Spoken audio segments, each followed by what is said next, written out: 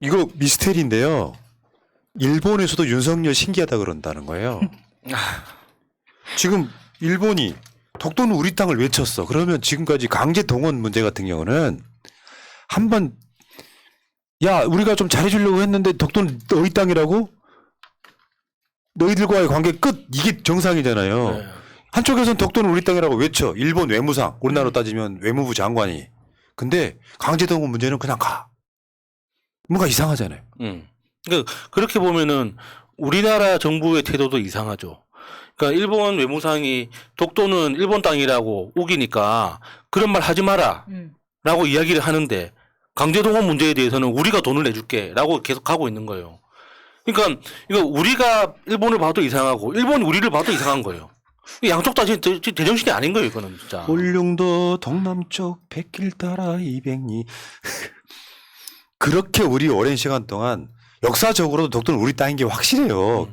각종 문헌들을 보면 자기들이 억지로 한번 그거를 일본 땅이라고 했다가 그걸 근거로 지금 계속해서 독도는 자기네 땅이라고 우기고 있거든요. 네. 한국 사람들 입장에서는 우리 국민의 영민 중에 하나예요. 이거 건드리면 안 되는 거야. 그렇죠. 일본 외무상이 윤석열 정권 들어서 강제동원 문제 윤석열이 막 해결해 주니까 최소한 일본 놈들이 눈치가 있다면 올해는 독도는 우리 땅이라는 걸 외치면 안 되는 거죠. 왜냐하면 이게 얼그러질까 봐. 근데 독도는 우리 땅이라고 외쳐도 우리는 일본 강제동원 문제 우리가 해결해 줄 거라고 나서고 있는 거. 특히 이게 독도 문제를 윤석열 정부가 이런 식으로 대응하는 것 자체는 진짜 큰 실수하는 거예요. 네. 우리나라 사람들은 기본적으로 이렇게 그 정신 세계의 밑바닥에 일본에 대한 복수심이 다들 꿈틀꿈틀 대고 있습니다. 맞아. 근데 우리는 이미 문명 국가가 됐고 선진국이 됐기 때문에 복수해서는 안 되고 최대한 이웃으로서 잘 지내야 한다고 그냥 의식적으로 생각하는 거지 가슴 저 밑바닥에는 복수해야 된다는 이 마음이 항상 숨어 있는 거거든요. 그러니까 축구가 됐든 뭐가 됐든. 그러니까 이게 붙으면 독도 난리야. 문제가 그 복수심을 그러니까 의식의 세계로 꺼내기 가장 좋은 이슈인 거예요. 그러니까 강제동원 문제도 그렇고 위안부 문제도 그렇고 솔직히 이야기를 하면 내 일이 아니고 내 이웃이 아니라 내가 모르는 누군가의 일이기 때문에 굉장히 좀 추상적이란 말이에요. 근데 독도는 내가 어렸을 때부터 우리나라 땅이라고 알고 내 거라고 생각해 왔는데 이걸 일본이라는 놈들이 자기 거라고 우겨. 근데 그걸 대한민국 정부에서 인정도 부정도 안 해. 그러면 그 복수심이 어떤 형태로든 이렇게 행동으로 튀어나오게 되는 거예요. 예. 근데 지금 독도는 일본 땅이라고 외치는 거는 10년 동안 그래 왔으니까 일단 그렇다 치더라도 그 사도광산 등 그 세계유산 지정하는 문제 일본에서 나오는 목소리가 윤석열보다 더 나아요. 한번 봅시다. 일본 도쿄신문 한국의 의견을 무시하고 세계유산 등재를 강행한다면 이중잣대라는 비난은 피하기 어려울 것이다. 일본 아사히신문 세계유산은 그 보편적 가치를 국제사회와 공유해 후세에 전하는 데 의의가 있다. 국제사회의 약속을 완수하지 않은 채로는 일본의 자세를 의심받게 된다. 일본에도 이런 목소리가 있어요. 윤석열보다 낫습니다. 그 다음에 마스우라 고이치로 전 유네스코 사무총장 저번에 말씀드렸죠. 그 유엔 유네스코는요 사실 일본의 기구라고 할 정도로 일본 입김이 세요. 군함도 때와 같은 실수 저질러서는 안 된다. 사도광산 조선인의 노동 생활 실태를 반드시 사실에 따라 정직한 태도로 설명해야 된다. 이게 유네스코 전 사무총장 마스우라 고이치로고요. 와세다대 교수 아사노 도요미 차별은 존재했다. 사도광산에서 가장 위험한 업무는 조선인에게 배정됐다. 일본 사람도 이렇게 이야기를 하고 있는 거예요. 근데 윤석열은 지금 강제동원과 사도광산 세계유산 등재가 같이 맞물려 있는 거잖아요. 네. 강제동원을 거기서 했으니까. 독도는 우리 땅이라고 한쪽이 외치고 있는데 일본은 사도광산 세계유산 등재 군함도도 마찬가지고 이걸 강행을 해. 일본 내에서는 그렇게 하는 거 아니야. 국제사회 목소리 한국의 목소리 들어봐야 돼. 윤석열은 강제동원에 대해서 한국 돈으로 배상해 주자. 일본에서는 야 그거 나중에 우리한테 그러니까 구상권 청구하지 마 이러고 있단 말이에요. 일본이 봐도 윤석열 신기하지 않겠어요? 계속 한번 봅시다. 지금 독도는 일본 땅이라는 걸 10년 동안 일본 외무상이 일본 국회에 나와서 외친 거예요. 예. 앞으로 벌어질 일 2월 22일이 일본이 말하는 다케시마의 날이에요. 독도의 날. 예. 22일 날. 그러면 얘네들이 자기네 땅이라고 독도 가보지도 못하고 지들 땅에서 독도의 날 행사를 하는 거예요. 다케시마의 행사를 하는 거예요. 독도에서 하지도 못하면서. 그럼 우리나라 외교부는 어떻게 해요? 그 다음에 교과서 검정 결과가 3월 달에 나옵니다. 거기에 독도는 우리 땅부터 시작해가지고 얘들이 지우고 싶은 역사 있잖아요. 나올 네. 거고. 독도는 일본 땅이라는 게 교과서에 명시되는 그 교과서가 3월에 나온다는 거죠. 그리고 4월 달에는 야스쿠니 신사 범죄사가 있어요. 공물을 바치냐 안 바치냐 할 거고. 전범들이 합사되어 있는 야스쿠니에 일본의 장관들이나 총리 이런 사람들이 공물을 보내거나 직접 참배를 하면 전쟁하겠다는 거거든. 네. 그러면 주위에 있는 나라들이 엄청 화를 내야 되는 거예요. 지금 줄줄이 사탕이야. 2월 달, 3월 달, 4월 달. 그리고 상반기 중에 후쿠시마 오염수 방류가 계획돼 있습니다. 이걸 우리나라가 어떻게 대처하느냐. 근데 지금 윤석열은 몇 번 이야기했잖아요. 후쿠시마 오염 안 됐다. 방사능 유출 없다. 그 후보 때부터 이야기를 했지 않습니까? 그러니까 그 오염수 방류에 대해서 전 세계가 지금 막 이렇게 성토의 목소리를 내고 있는데 우리나라는 유독 잠잠하죠. 진짜 정확한 워딩이 뭐냐면 부산일보 인터뷰에서 일본에서도 후쿠시마 원전이 폭발한 것은 아니다. 지진하고 해일이 있어서 피해가 컸지만 원전 자체가 붕괴된 것은 아니다. 그러니까 방사능 유출은 기본적으로 안 됐다. 서울대 원자력공학과 주한규 한번 만나고 오더니 이렇게 똑똑한 사람이 돼버렸어요. 팩트와도 틀린 말. 그냥 주한규는 그냥 일본인이에요. 윤석열도 일본인 색깔이 있다가 그 이야기 들으니까 그래? 그러니까 이렇게 된 거예요. 저는 그 주한규 교수가 어떻게 설명했을지 대략 짐작은 갑니다.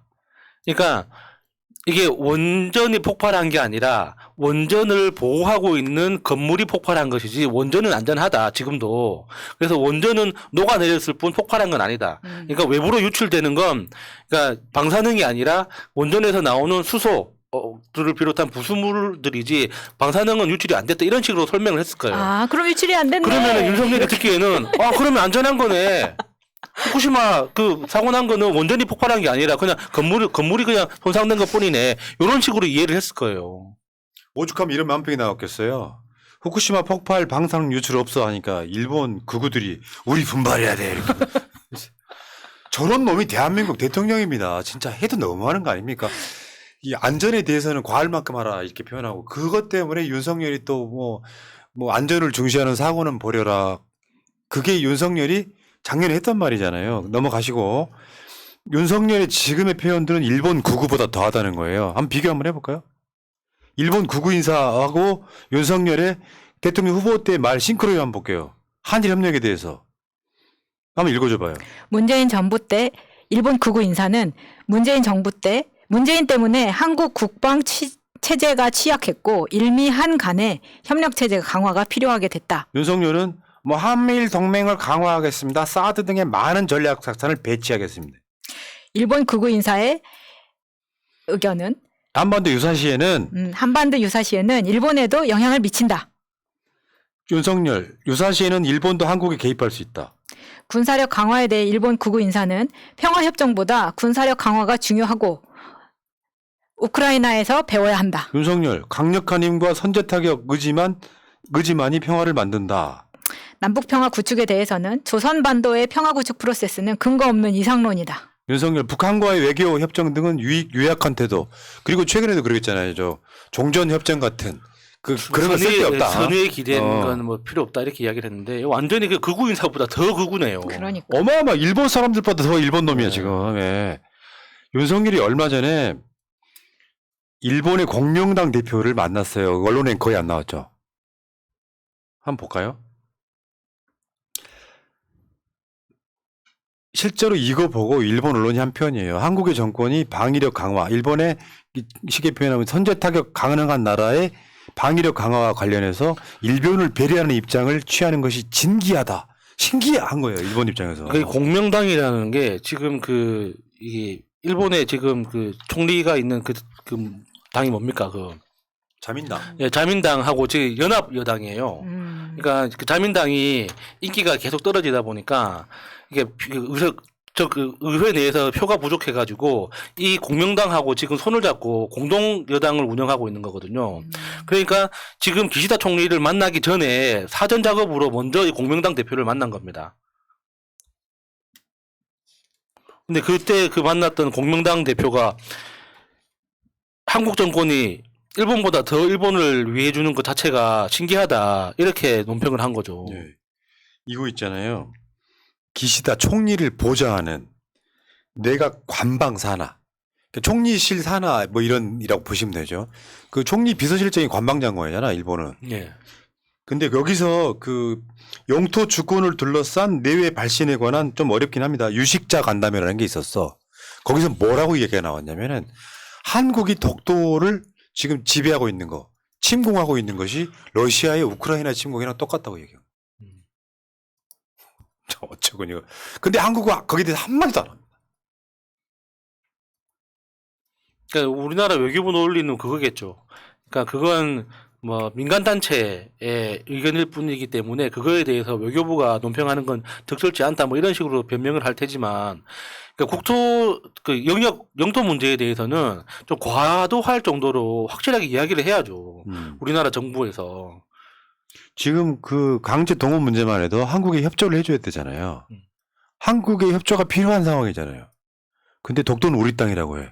얼마나 한국을 졸라 봤으면? 그러니까 그거에 대해서 이제 우리나라 정부의 대응 자체가 너무 화가 나는 거 아닙니까? 그러니까 독도 그 영유권 문제에 대해서도 굉장히 소극적으로 그냥 대변인 논평으로 끝내버린 거고. 그리고 강제동원 이게 보상하는 문제에 대해서도 우리 기업 돈으로 한다는데 그 우리 기업 중에 어느 회사 요즘 뭐 포스코 이야기를 하고 있는데 포스코가 왜 그걸 부담해야 됩니까? 네. 지금 있잖아요. 그 일본 눈치를 보느라고 지난달에 12월 22일 날 동해 영토 수호 훈련을 사실상 모르게 진행했어요. 일본 자극 안 하려고. 북한을 자극하지 않기 위해 뭐 조용하게 했다면 모르겠는데 일본을 자극하지 않기 위해서 그렇게 했다는 건 진짜 빡치네요. 와, 나 진짜 뭐 그게? 이런 많은 분들이 이 방송 듣다가 한 2,000명 나가신 거예요. 열받아가지고 못 보겠다고. 저런 유약하신 분들이 나라를 어떻게 지키실까?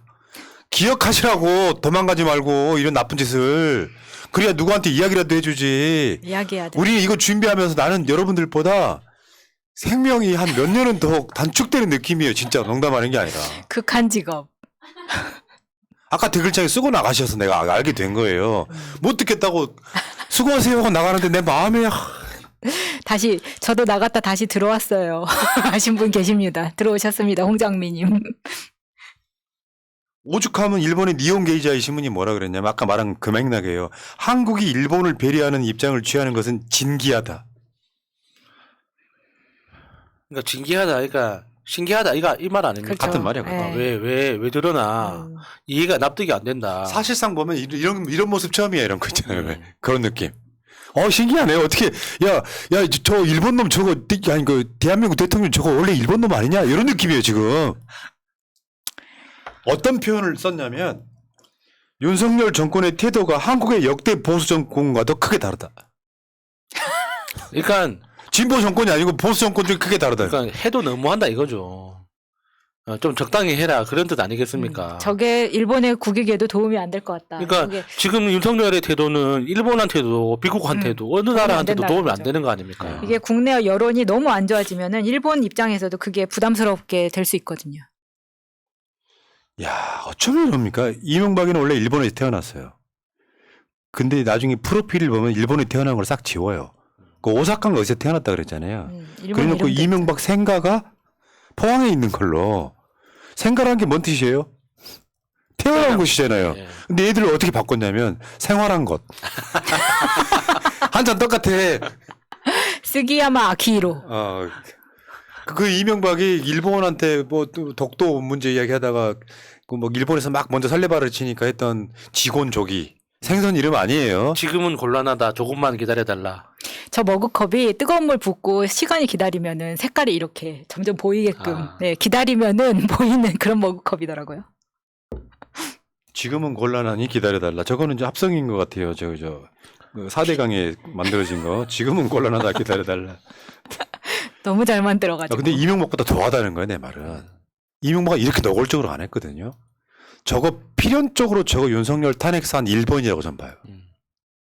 영토 문제에 대해서 저런 태도를 보이는 건 이제 대통령으로서의 기본 책무를 저버리는 거죠. 명백한 헌법 위반 아닙니까? 이번에 그 사도광산 세계유산 만드는 거 문재인 정부 때는 항의 성명을 발표했는데 윤석열 정권에는 논평 발표가 끝났어요. 아이 그러면 안 돼. 안 돼요. 그거 딱 그거 아니야. 그러다 나중에 대통령이 뭐 그럴 수도 있죠. 뭐 이렇게 나가는 거 아닙니까? 아유 씨. 자 윤석열 기다려. 딱 기다려 씨.